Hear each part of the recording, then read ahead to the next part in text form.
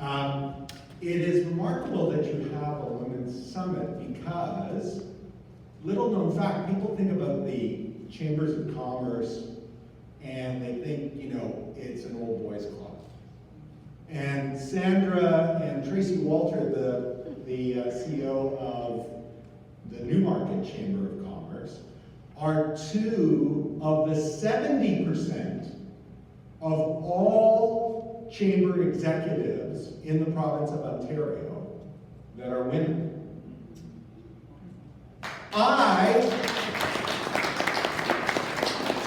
I am the affirmative action hire. I wanted to give a bald guy a break, so that's the deal. Why should we care? Right? I mean, you're going to have a night shortly to celebrate excellence. And it's really easy when you get around tables like this and you talk to one another and see people like Paul from Snap, and you start thinking to yourself, we're excellent. Like, I've got a great business. I've got great employees, fantastic customers, and I offer tremendous products and services. So whatever happens, whatever crazy idea Michael Parza has or the mayor has, really not relevant because I'm excellent. I'm going to figure it out and I'm going to do well regardless of the circumstances. You would not be more wrong in your entire life. At the end of the Second World War, the Rossi family, and we're here at the Venetian, so I can talk Italian. The Rossi family gathered in the small southern Puglia town of Anzano and said, we've got a problem. This place was poor before the war, and it's an absolute disaster now after the war. There is no future for ourselves and our children yet to be born. So one of my uncles, Uncle Gaetano, said, I've been hearing some great things about Canada, right? I think there's a wonderful opportunity there, and I'm going to go and then bring my side of the family, and we're going to go to Canada. And my uncle, my great uncle Pietro, my grandfather's brother, said, Guy, I get your point about wanting to go someplace new to build a future. But really? Canada? Snow? Eskimos? Igloos? Really? That's where we're going to go? No. I'm going to take my side of the family and we're going to go to Buenos Aires. We're going to go to Argentina. Which, anyone who knows their economic history knows that at the end of the Second World War, Canada and Argentina had effectively exactly the same GDP per capita.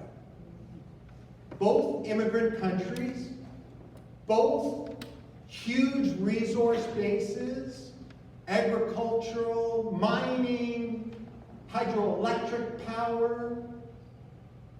They had better weather. Uncle Pietro is a pretty smart guy. One generation later, just one, all of Gaetano's progeny, myself, my cousins, all of us have had the opportunity to go to university. All of us have been able to buy houses. All of us have built families. And one generation later, all of Uncle Pietro's family, my family in Argentina, along with millions of other Argentinians, bankrupt. Hyperinflation, currency control, destruction of civil society. The Pietro side of the family is every bit as smart as Uncle Guy's side of the family. Exactly the same genetics. They're every bit as strong risk takers as we are. They're every bit, maybe even more good looking than our side of the family. But public policy matters. Public engagement and the role of civil society in the development of legislation and tax and regulatory policy matters. Cooperation between business and municipal and provincial and federal levels of government matters. It's the difference between being able to buy a house after working your tail off for a couple of decades, and the story my Uncle Pietro tells me of having worked 20 years saving every peso possible and going to the bank one day after a devaluation and seeing 20 years had literally evaporated. And the money in that bank was next to worthless. So don't forget for a moment, as brilliant and as excellent as you all are, that it is absolutely critically important that we work together, that we help Sandra, that we help Chair Deb, that we help Tracy, that we help the mayor, that we help Michael, that we help all parties, all politicians at all levels do the right thing that is going to spur on entrepreneurship. Right? My mother and father had less than a grade 5 education in their own language. They came to this country literally with nothing. 2 suitcases and debts for the ticket to come over. My grandfather had to sell his mule to buy them the ticket so that they could come. And he wouldn't see them for 13 years because it just wasn't possible to have enough money to do that. He didn't have another mule to sell for his own ticket. This country has given us opportunities, all of us. You know, here's a boy with a Greek last name and a kid with an Italian last name that one generation ago were subsistence farmers in another country and now get to be the mayor of a phenomenal town here in Ontario, get to be the CEO of the Ontario Chamber of Commerce, and that's not because we're excellent, although we are. It's because this is an amazing place where phenomenal people get together to solve problems and to make sure the politicians don't get too wacky, right? And work on things that are going to make a difference. So what are some of those things, very practically, that we need to be working on together in the next little while? We launched today a really important report. We got some coverage, probably would have gotten more without, what do they call it, a federal election going on. But it was a report, a really wonderful, which I highly recommend that you all take some time to read, on regional economic development. Because as excellent as we feel we are, you know, I get up every morning in Toronto and I look out my window, and if I had better vision than I do, I would see 121 cranes up in the city of Toronto. That is the #1 number of cranes anywhere in North America. The next highest number is the city of Seattle with 49. We are kicking butt in terms of growth. And so there are a lot of people thinking, hey, Ontario's got it going on, and we hear these wonderful economic stories. It's all great, it's all positive. Not so. There are 2 Ontarios. In the last 15 years, there's been phenomenal growth in the Golden Horseshoe, in the GTA. But you go to Northern Ontario, and in the last 15 years, there's been almost double-digit loss of employment and population. You strip Ottawa out of Eastern Ontario, and the number is very similar. There is a tremendous amount of work to do in a changing, rapidly evolving economy and highly competitive world, that if we're going to ensure that all Ontarians have the same opportunity, where the Rossi story, the Maracas story, the Ferry story, the Sarza story is not an exception, but is the rule. Because let's not forget, in the chamber movement, we're not in the widget business, we're in the business of driving an environment within which prosperity can happen. And why do we want prosperity? Not just so we can pack bags of money onto a jet and go to some bank account in Panama and hide it. It's to ensure that every single Ontarian has the opportunity to fulfill their potential, to take care of their family, to put food on the table, to put a roof over their heads, and fulfill their God-given potential. That only happens with economic opportunity. Government can't wave a magic wand and suddenly it's there. We, as excellent as we are as entrepreneurs, can't wave a magic wand and suddenly it's all there. So what are some of the key pieces? Topping the list, and it has for several years that we've been surveying our members, is the skills gap. Right? And I know Sandra and Tracy are doing great work with local boards of education, because here's the rub. Virtually 100% of all guidance counselors in the province of Ontario went to university. Their knowledge of community college, let alone the trades, is theoretical at best, and it's typically not where they default to. And it's not just the guidance counselor's problem, and it's not just the government's problem or the school board's problem. It's our problem. We have a bias. I'm a perfect example of it. Growing up, my dad said to me that he never wanted to see me on a construction site. He never wanted to see me pushing a wheelbarrow or hammering an egg. We had no school. We have to work with our backs.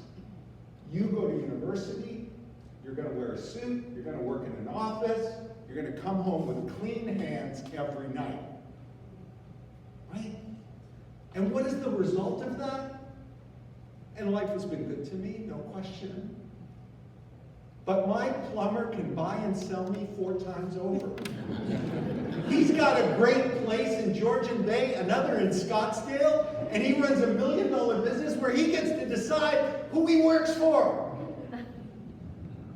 And there aren't enough of them. The average age of a journeyman, you pick the trade in the province of Ontario, electrician, carpenter, boilermaker, plumber, journeyman, not even master. The average age of a journeyman is 60. There is a clear and present danger to this economy. Because if you talk to the folks at Bruce Power, or OPG, or Metrolinx, or residential developers, they will tell you, I'm not sure we can build all the stuff that we want to build. I don't know where we're going to get the people, the skilled people. And it's not just there, it's on the farm. There's always so much attention to the automotive industry, and rightfully so, or finance industry. You know, the #1 employer of Ontarians is, to this day, and the #1 contributor to the Ontario GDP, the agri-food business. Agriculture and food processing employ 1 in 9 Ontarians today generate $39 billion in GDP contribution. The auto industry as a whole is $36 billion, including Magna. And today's farming is not a guy behind a plow anymore. There are more autonomous vehicles on farms in Ontario and Canada than there are on the roads. The amount of technical expertise required is going through the roof. Our kids are not being exposed to that reality. Right? Al does incredible work in terms of workforce numbers.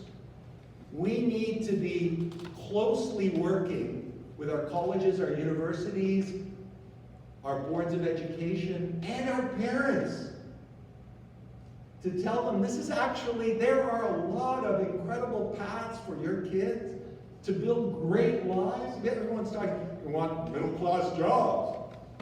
Well, guess what?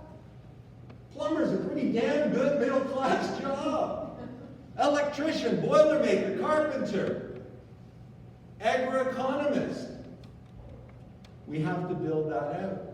We have to stimulate a culture of innovation because Ontario is amazing at starting businesses and at creating initial ideas, not so good at commercializing them, right? So building regional innovation thinking, and in the report, when you get some time, you can look at what Sandra and her team in Peterborough, another Sandra, is doing in terms of working, bringing businesses together. And I know your Sandra has a similar vision for Aurora, and we're really excited to help and partner with that because that's needed.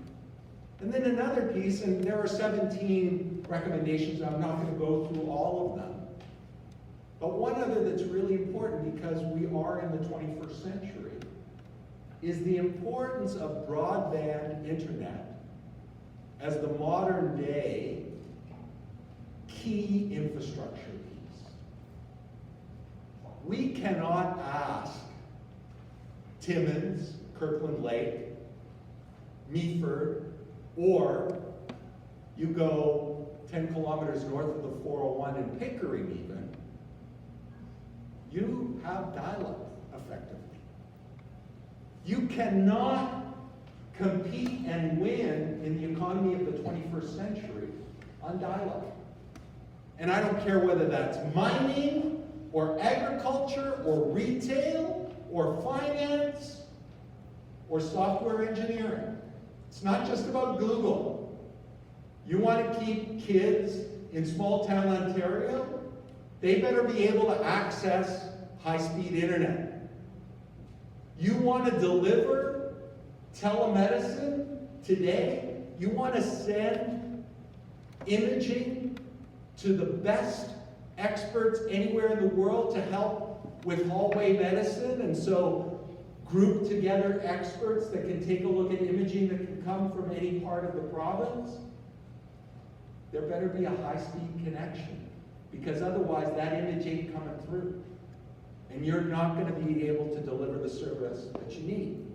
Now, thankfully, a number of these steps we're on the road to do it. But you have to be at the front of it.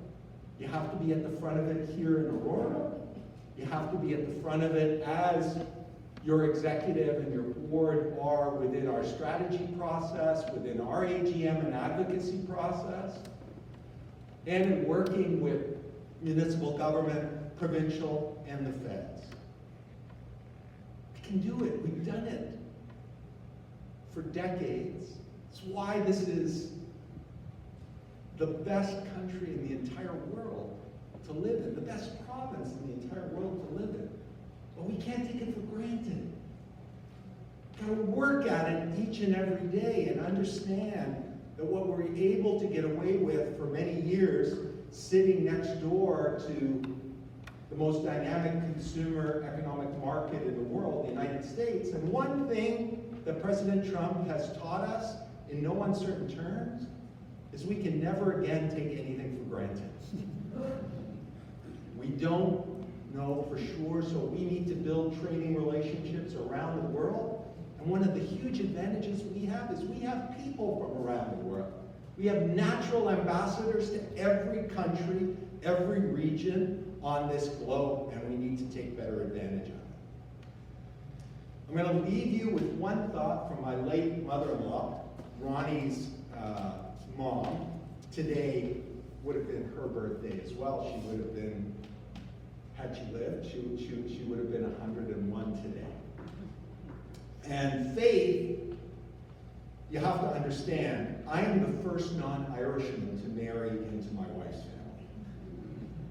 And she is the first non-Italian to marry into my family.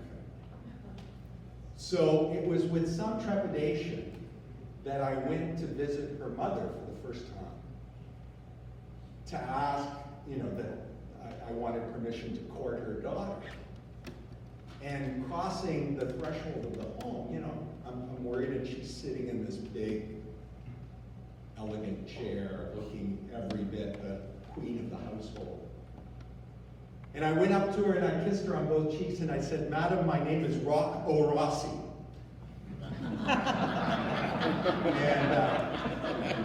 And we got along, she laughed and we got along really well. And she taught me a very important lesson that I want to share with you. It's crucial to what we're doing.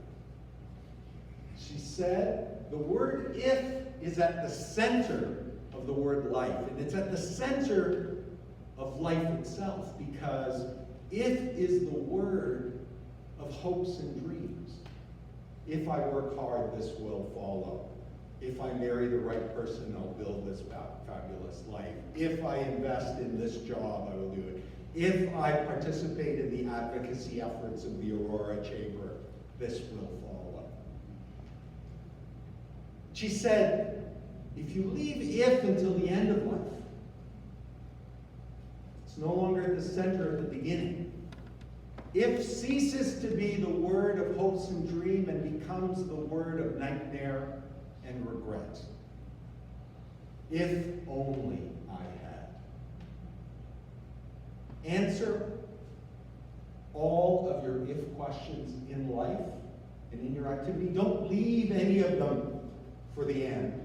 And may you be truly blessed. Thank you very much.